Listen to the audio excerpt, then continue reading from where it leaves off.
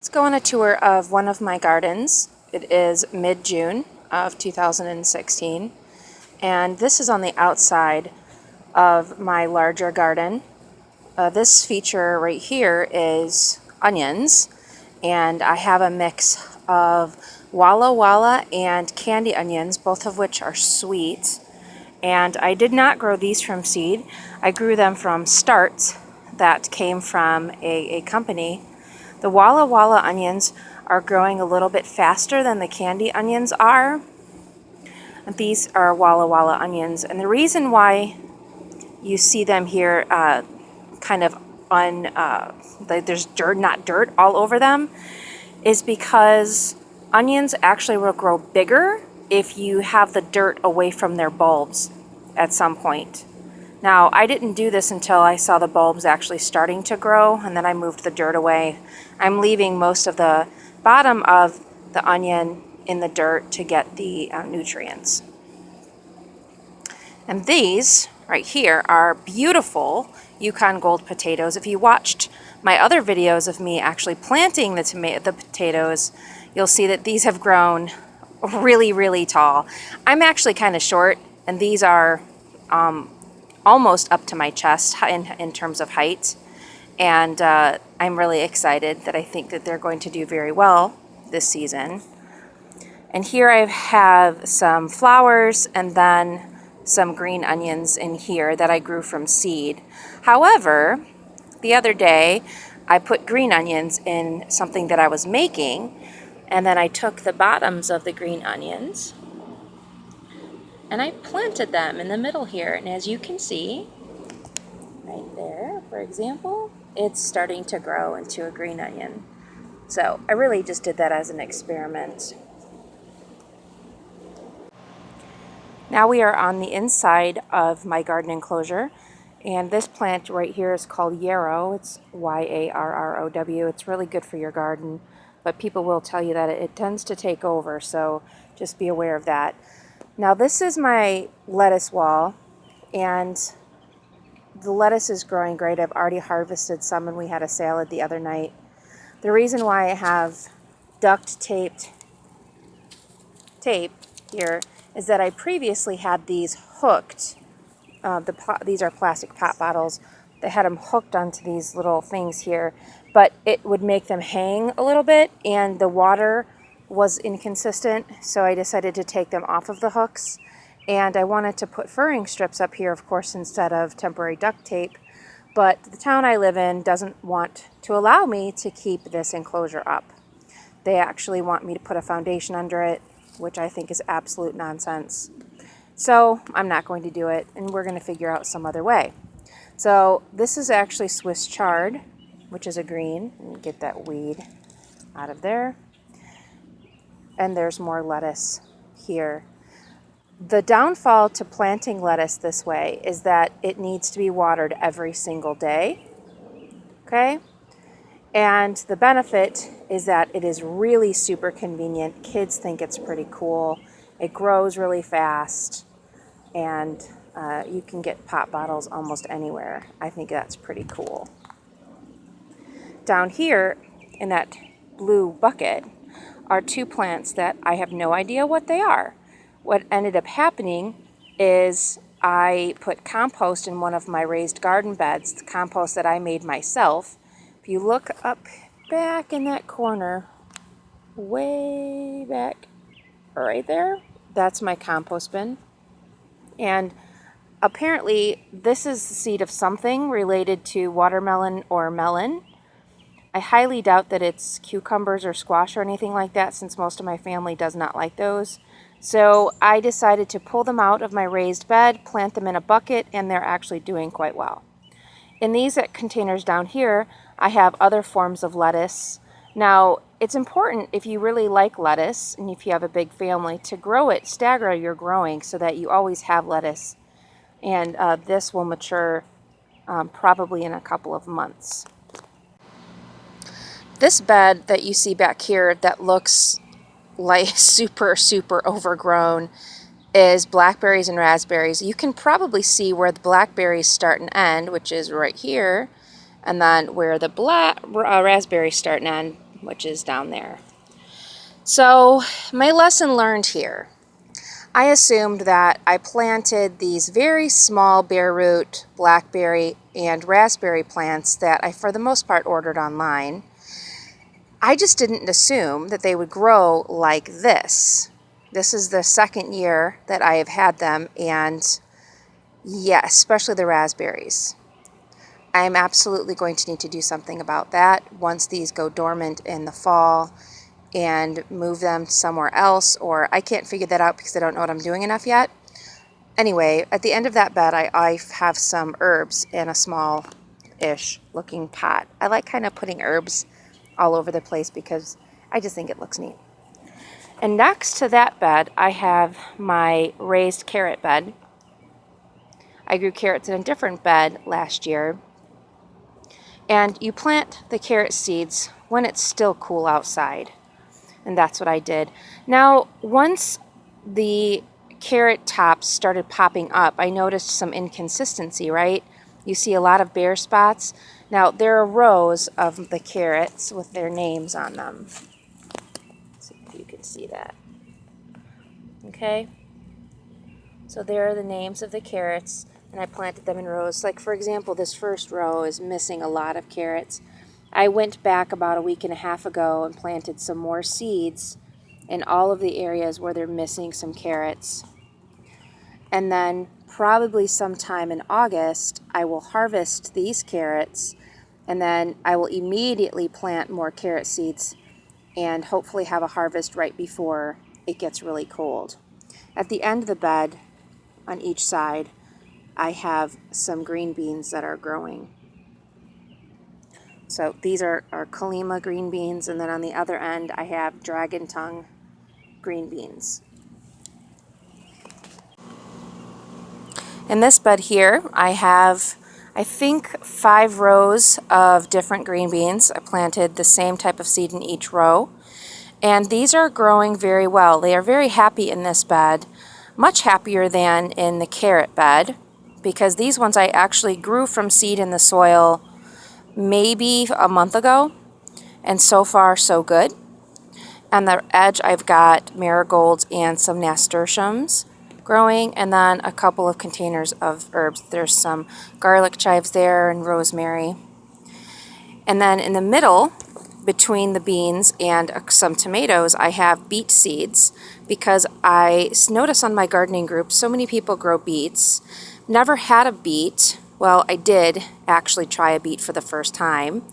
I think it was a pickled beet that somebody had canned in Virginia. It was a very interesting flavor. And so I'm trying it and see if I like it, if my family likes it. At this end of this bed, I have 2 tomatoes. I was going to give those tomatoes away, and then I just didn't. And instead of putting them in a cage, I have them staked to a pole, and I kind of like that. And then I have some basil growing, and then Swiss chard is sort of what you see right here. That's a volunteer from last year. Thai basil, that I can never seem to keep alive, unfortunately. It's like here and there all the time. They've got chives back there and some more nasturtiums, and I'm hoping that the nasturtium will actually climb that trellis right there. I think that would look really, really pretty. So over here at the end, I have my grapes on my homemade grape trellis here. That bush that you see directly in front is called hyssop, Hyssop, and it usually flowers. It has these long purple stemmed flowers. They smell very, very interesting, and the bees love them so much. Last year the bush was half this size, and I don't remember when it flowered, but it doesn't show any sign of flowering at the moment, so I'm not sure what's going on with that. And then I've got cat mint, or what people call catnip. Now that has grown way, way too big, and I need to cut some of that down because it's getting so tall that it's invading my grapes. I have 1, 2, 3, 4, 5. I believe I have 5 grapes planted, grape types planted in this bed, all seedless. and this is their 3rd year, and I'm actually going to be getting grapes, and I'll walk over there in a second and show you. So I think these are Concord. One side I think is Concord and the other is, I have no idea because I didn't label them very well, and that's something I recommend to other novice gardeners. Label your stuff, because I didn't, and now I don't know what the hell I'm growing. Like, these ones are definitely not Concord. I don't know what they are. I guess we'll see, right? So in the bottom of the grape bed, I'm in any available space I have, I'm trying to grow stuff. So those are some peppers that I saved from seed, from a bag of peppers I got from Sam's Club. And down here is another pepper, and that's chamomile. It smells so lovely. And then I have another tomato here. And I don't know what's going to happen to this tomato because it's probably going to grow up into the grapes. Yeah, I'm not really sure what I'm going to do with that. I've got cilantro here, and I did plant corn in this bed, and as you can see, like, where's my finger? Right there, that's corn. And some around the back. I did not plant very much because I didn't have the type of space I need for corn, and my husband did not want me to grow corn in the other garden that you're going to see, and that makes me sad. So that's the grapes. Let's move on. All right, in this raised bed in front of the one I just showed you, I have Brussels sprouts. And on the ends, I have some strawberry plants that I dug up that were in the ground. The strawberries threw out runners, and they grew in the ground. So I'm going to look at the up close of the Brussels sprouts. You'll actually see the little sprouts starting to grow. That is so exciting to me. Here are the sprouts right here. So these are all going to end up being Brussels sprouts. Eventually I'm going to trim these off here, right here, to give some room for light to get to the Brussels sprouts. I'm very excited to grow these for the first time. I attempted to grow spinach from seed that was supposed to be in this area here, and that did not work. I don't know why. So I threw here a pepper that I thought was dead. That wasn't dead, and I put that pepper in here. And then I have 2 versions of kale. I've got, I think it's called Russian Red and Ragged Jack. I could be wrong, but I believe it's 2 different types of kale here. Those will probably get very tall. Look, I think I dropped a seed on accident outside of the bed, and there it is. It's growing inside that concrete without any dirt, which is really funny that it's doing that. And I have 4 sweet peppers here, different types of sweet peppers, and then in the middle I threw down some beet seeds. And as you can see, those beet seeds are actually germinating and will grow into beets. And here I have some green bean plants that I started indoors. Now, had I learned this in advance, I would have done this way, way earlier and grew way more green beans on the inside of my house and transplanted them outside. Because look, I already have green beans. I actually harvested some earlier this week, and we had them for dinner. So I had more than what you see here with my green beans.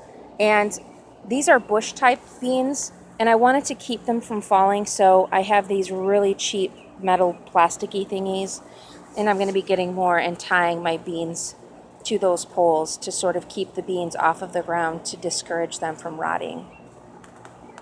I really love green beans. My family loves green beans. I did not can enough last year because I didn't grow enough, and this year is definitely going to be much different.